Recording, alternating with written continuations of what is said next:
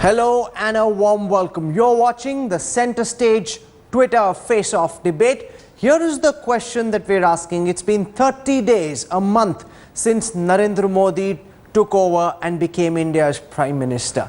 Has the Modi government in this time done enough to show it will be able to usher in Achhe Din? That's the center stage question. It's been worded in a way to ensure that the debate is balanced and fair. Obviously, the promise of Achhe Din hasn't yet been fulfilled, and that's because that promise will take time. But has the Modi government done enough to show it will be able to usher in Achhe Din? Here's what you need to do to participate. Use the hashtag center stage, and remember that is really important, because without the hashtag your tweets don't count.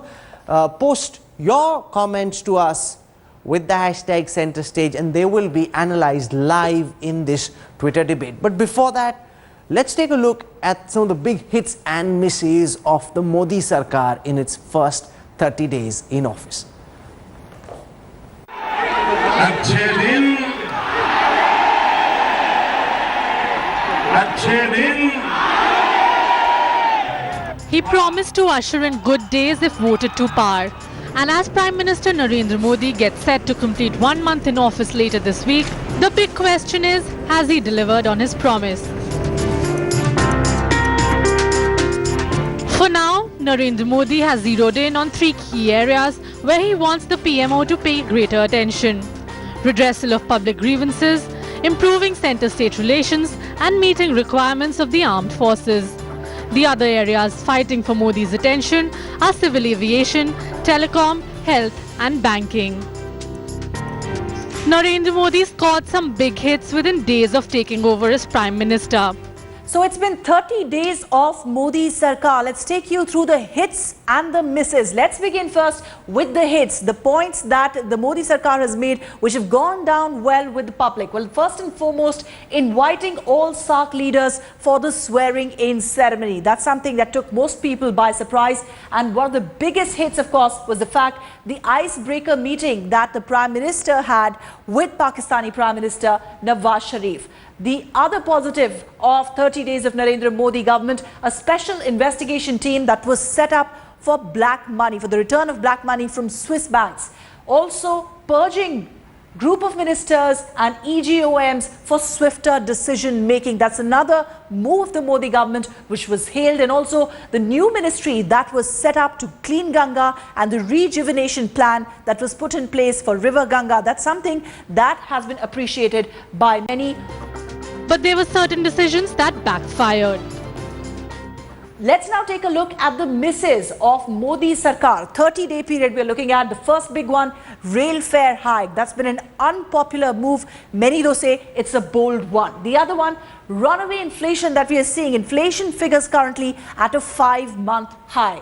The other big reason why Modi Sarkar is being criticized, well, the university controversy, Delhi University controversy, the FYUP mess, which is yet to be resolved. Also, zero action taken against rape-tainted minister Nihal Chand, with Prime Minister not even saying a word against him. And the controversial Hindi first order that was given by the Ministry of Home Affairs, which was later turned around. But it may be too early to assess whether Modi Sarkar can deliver on its promise to bring in Achhe Din. Bureau Report, Headlines Today. Joining us on the center stage live Twitter debate, I want to begin by introducing Kanchan Gupta, senior journalist, works very closely with the BJP, Siddharth Varadarajan, one of the country's foremost political commentators, Rahul Mehra joining us from the Aam Aadmi Party, and Sanjay Jha from the Congress Party. I want to go across first to Kanchan Gupta. You've got one clear, uninterrupted minute to explain to our viewers why you believe, sir, that in the first 30 days, the Modi Sarkar has done enough to show that it will be able to live up to its promise of ushering in Achhe Din for all of India. Kanchan Gupta, your time starts now. 30 days or a month is really an insignificant amount of time when you compare the time which the previous government had in office, which was what, 120 months. So out of 120 months, you are just juxtaposing it with 1 month in office. Now, what we have seen till now is Mr. Modi and his team getting on top of things and re-establishing political authority which had gone missing over the past decade. That by itself is indication enough that we at last have a government which is in command. Number two, we have some initial ideas coming to the fore, including a smaller government, including empowering the bureaucracy, setting targets, thinking out of the box. And the third most important component... So your time is up. I'll come back to you. You will be allowed to build on this further, but empowering bureaucrats, a smaller government, disbanding EGOMs, is that not, Sanjay Jha, a substantial amount of work that the Modi government has been able to achieve just in the first 30 days, indicate that it has the will and the intent to live up to this promise? Sanjay Jha, your time to rebut Kanchan Gupta's argument starts now. You've got 1 clear minute. I agree with Kanchan to the extent that 30 days is not enough to judge a government's performance. But the BJP government has proved that 30 days is enough, and symptoms to tell you how wrong they can go. And that is frankly a very frightening proposition. Number one, you can look at the fact that they have somebody who's accused of rape, and there are escalating cases of rape against women in India, and this government is protecting and not allowing a fair trial to happen. That sends a very wrong signal about this government's intent. Look at the railway fare hike. You know, they are saying they are following the UPA government, which is totally incorrect. In which case, is the BJP the team B of the Congress party? Point number three. Look at the fact that this government has allowed young people to get arrested for posting anti-government or anti-Mr. Modi tweets. I mean, that is a clamp on the freedom of expression. Imposition of Hindi. I think, you know, these are very divisive or very parochial thinking already being revealed. Okay, your time is up, but you've made some important points to counter what Kanchan Gupta says. I want to go across now to Nalin Kohli, spokesperson of the BJP. The FYUP crisis, the diktat on Hindi, protecting a tainted minister, mishandling the issue of the resignation of the governors. While the Modi government has a lot going in their favor, the list of negatives also, Nalin Kohli, is very long. Your time starts now to explain why you believe enough and more has been done to show the people of India that the promise of Achhe Din will be kept. Nalin Kohli, your time starts now. Well, Achhe Din is about good governance, and that's exactly what Mr. Modi has done with the startup of his government. This is a government that started working on the very first day, working for the poor, working for women, working for youth, as that's the long-term agenda of this total government. This is a government that didn't go into a self-induced coma. This is a government where the authority is with the Prime Minister's office. It's not outsourced to a party leadership. And this is a government that basically is not celebrating. It's out there to serve. And we will need to serve, because given the economy and given the status in which we are inheriting things, we certainly need to work, and we will work. We take this challenge. With regard to the Nihal Chand issue, I can't be responsible for legal illiteracy. I'll be happy to do a full debate on it. The facts clearly say there's nothing there, and therefore Sanjay Jha really can't hold it against the government. Mr. Modi and his team are working round the clock, and we will deliver our promises. Okay, your time is up. I want to go across to Siddharth Varadarajan and see if he has a more nuanced view on this question, because you finally feel as if India has a prime minister after a man who was missing in action, didn't seem to enjoy the authority of being a prime minister. You've got a man who's decisively in charge. Do you think he's done enough to show he will be able to live up to the hype and ensure Achhe Din will arrive in India soon? Siddharth Varadarajan, your time starts now.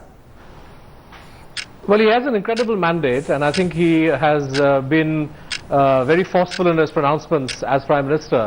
I think the BJP is right when they say that 1 month isn't enough to show achievements. What worries me is the negative list. The sort of a pattern, if anything, that's emerging now is BJP's questionable attitude towards the autonomy of institutions. We've seen the manner in which Gopal Subramaniam's candidature for the Supreme Court is being scotched. We've seen the IB report questioning the credentials of those who are dissenting against government policies.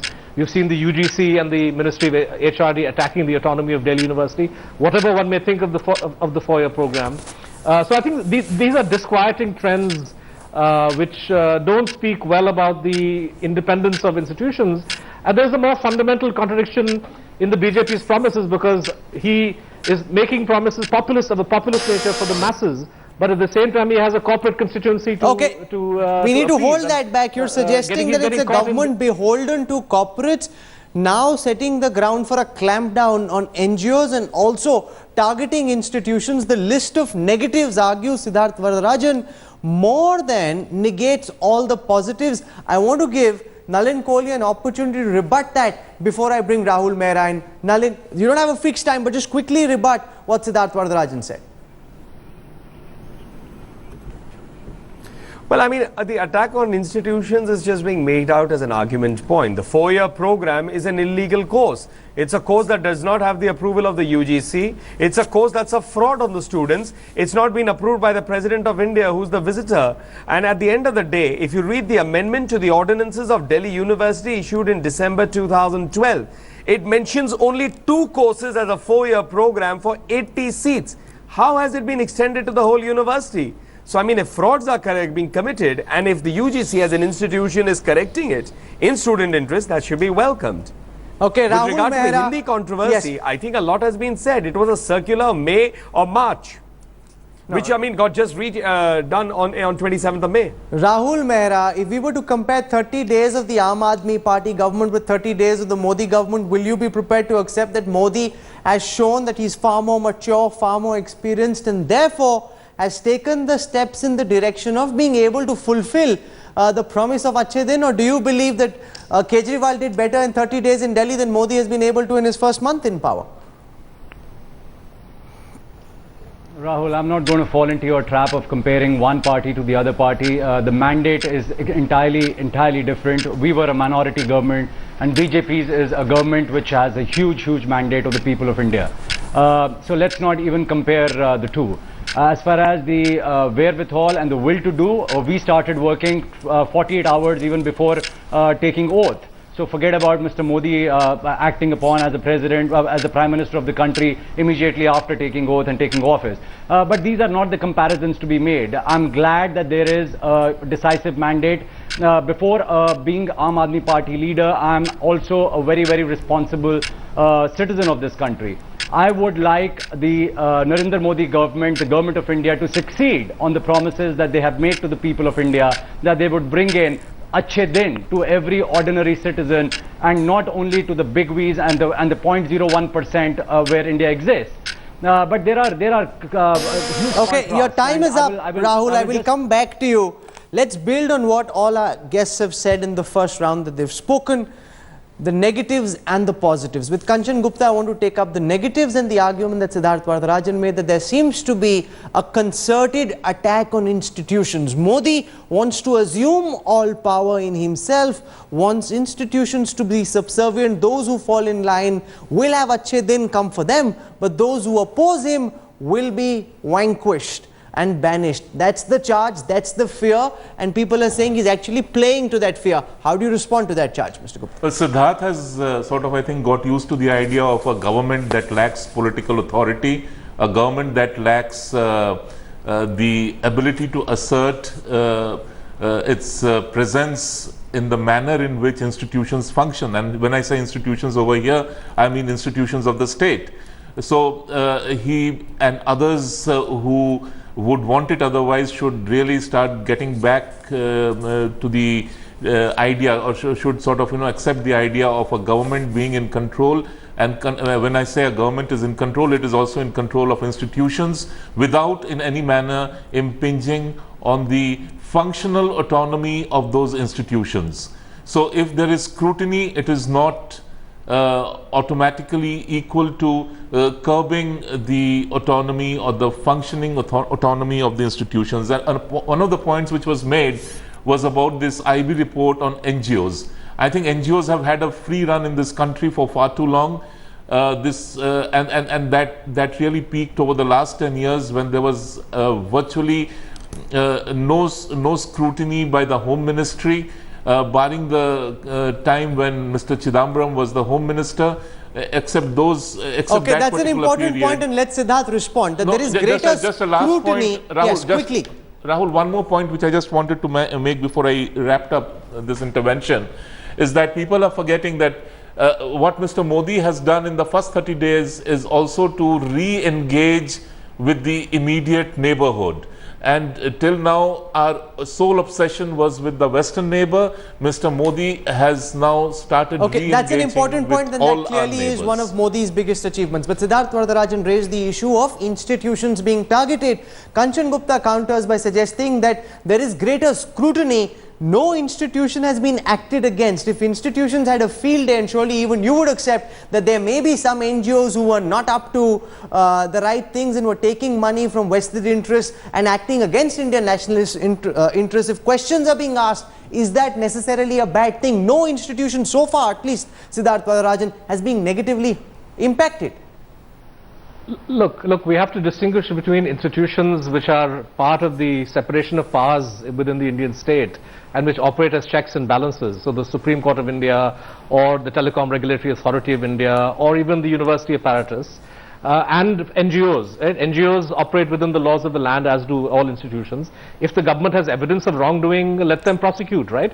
But in terms of just to put out innuendo and suggestions that NGOs are anti-national and that genuine protests against what it may be a project here or a project there, that this is somehow inspired by foreign forces. I mean, there is a High Court judgment which found the Congress and the BJP both guilty of accepting illegal money from Vedanta. And there's meant to be, where is the IB report into this? Why isn't the IB investigating this? So, there's a lot of, targeting that's going to happen, because clearly the the companies that have backed Mr. Modi are upset at the fact that there is public protest, whether it comes to environmental clearances or land acquisition. They want the decks cleared for the speedy growth of industry, regardless of environmental concerns, regardless of land acquisition issues. So that's really the point I'm getting at. When all our guests have had an opportunity to make their case, where does the mood on Twitter stand at this time? Here is our first cut of the live sentiment analysis, and here is the question. Just look at the question. Will Modi be able to usher Achhe Din? And this might concern you, Nalin Kohli, that despite the fact there's a lot of BJP presence on social media, on this Twitter debate, 77% don't agree. They think that he hasn't done enough. Now, this of course is very early. He's taken some tough decisions, which is probably why he's unpopular at this time. But people seem, at least from this first cut, to believe that a lot of the explanations and excuses that he's giving now is exactly what the Congress said earlier, and this is what he promised to fix, this is what he promised to change. And therefore, even on Twitter, people don't believe that he's doing enough to bring in Achhe Din. Nalin Kohli. Well, I mean, I'm not really going to get into that because, to be honest with you, I'd like to be more concerned about what is the sentiment at the end of our term, since we do have 5 years ahead of us. And it's a time to fix the economy. Just to give you an example, if the economy were a human being, you have beaten the hell out of him, put him in an ICU with every vital organ in mess, on ventilator, and then if you're expecting a band-aid or some kind of a balm to get the person running up sprinting, it's impossible. So there will be some decisions. Narendra Modi can suggest, and rightly so, that a lot of the problems that he's dealing with is because of the mess the UPA left the country in. And while now 77% of the people don't think Modi is doing enough to bring in Achhe Din, he can say, well, I'm trying my best to deal with the problems Manmohan Singh and Sonia Gandhi left this country with, and therefore give me 60 months and 30 days is not enough. Well, I think Mr. Modi started by giving a very lengthy excuse at the very beginning. He asked for 10 years. So clearly his goalpost and his time paradigm shifted dramatically right at the beginning of this term. But the truth is, Rahul, that when we were in government and we talked about the global recession, the great global recession of 2007-8, the BJP literally mocked us in the TV studios. You have been part of the shows that you have anchored. Now you are going to face some economic headwinds on account of perhaps what's happening in Iraq. Hopefully it won't accentuate itself, but these are realities that governments have to confront. I think this government has to now really get out of this motherhood and apple pie state, and talk some hard reality. They are doing the rail fare hike because they know it's necessary, perhaps in their opinion. But when we try to raise the rail fare as well as passenger as freight rates, they said this was anti-people, anti-democratic. Okay, that is an important point, Siddharth Varadarajan. The fact that the BJP is now targeting, criticized him. the fact that the BJP is now doing a lot of what the Congress did earlier and the BJP criticized when they were in opposition. But given the initial response on Twitter, do you think it shows also the challenges that Modi faces, that he's been voted into power riding a tsunami of expectations, and people almost expect him to have a magic wand with which he'll be able to usher in Achhe Din almost immediately, and therefore Modi is being judged, possibly unfairly, but judged to a very high standard of expectations, Mr. Varadarajan? No, it's one cannot but sympathize with Mr. Modi, because the kind of election campaign he ran oversold the Gujarat model, oversold his own capabilities, oversold his leadership qualities, and people have expectations. So in a sense, this is a crop that Mr. Modi is forced to reap. Now, in fairness to him, I think many of the early steps that he's taken, to remove bottlenecks in decision making, to empower secretaries, these are laudable steps. I don't think anybody can complain. But I think in his haste to show that he's different from Manmohan, I think that he's making certain errors. Like, I think making a virtue out of having a very small government. There's a sense in which I think this government is in some ways too small. I don't think we have enough ministers. I'm not saying that what the UPA did was great. I think they overdid it, but certain important portfolios need leadership. It's astonishing that there is no Raksha Mantri 1 month into the term of this government. And it's not as if there isn't talent out there that Mr. Modi cannot tap. So one wonders why it is that the movement has been rather slow. And I think that the contradiction between trying to feed populist aspirations, which was stoked during the election, and the harsh economic reality is something that we're going to see in the coming budget. No, but in that sense, do you, Rahul Mehra, give Modi a grace period? That even when he spoke in Goa, he said that the road to good days will pass through some bad days. There will be tough decisions that need to be taken. I might be unpopular in the short term, but these are the tough decisions which will ultimately usher in the good days. And people, while they are responding to this, obviously want their life to change and therefore are impatient and judging Modi unfairly. Or do you think that he's raised expectations and therefore must deliver? Rahul, I would have been really happy if in the first 30 days of the Aam Aadmi Party you would have had the same sympathy for the Aam Aadmi Party. But all the media was gunning for each one of us, even within 24 hours of our having come into the government. But be that as it may, the important point is, Rahul, which is to make out here is that BJP and Congress are two sides of the same coin. Be it the rail budget, what BJP has done is what exactly Congress used to do. Before the budget was actually declared before the people of India on the floor of the House, the fares either went up or went down. Exactly the same thing is happening on the budget itself, the financial budget of the country. The sugar prices have gone up. The exports have been taken care of to the advantage or the disadvantage of the people of India. Look at how the criminal issue has been looked into, which has been talked about. BJP and Congress, again, almost the same language. They will talk tough, but they will do absolutely the opposite of it. That's issue, and I want Kanchan Gupta to conclude this debate, because this is a question that's being raised again and again. That the BJP in government sounds like the Congress in government. Your ministers are now saying exactly what the Congress minister said, and which was attacked. We've pulled out all those old letters that Mr. Modi himself wrote to the Prime Minister criticizing exactly what he's done now that he's become Prime Minister himself. No, I mean, Rahul, if you are referring to the railway passenger fare hike, I think in this studio we discussed it the day it happened, and I explained it in detail why it happened the way it happened. This is not technically a pre-budget hike. It's happened between two budgets of the same financial year. No, but it's not just on that issue, sir. No. Even look, for example, at inflation. Now, Modi said we'll fix it. The moment they come in power, they're now mouthing pretty much the same thing that the Congress ministers were saying when they were in power. So people are wondering, what's the difference? The inflation figures which you have are really a carryover of the previous government. So, and in any case, this whole thing of holding Modi responsible to delivering on his promises within a month or within 30 days or within a fortnight It's absurd. That's not how the system changes. That is not how government delivers. Siddharth has been speaking in the past, past tense, that people had expectations. I think people still have expectations.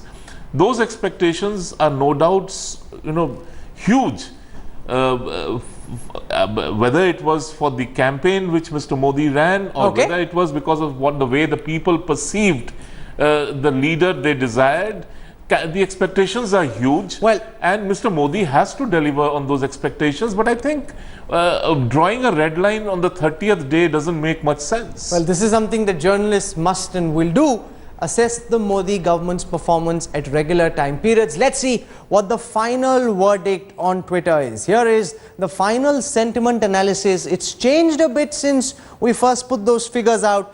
Now 36% think that Modi has done enough to show he will be able to bring in Achhe Din. Remember, we're not saying whether Achhe Din are here, because clearly they're not.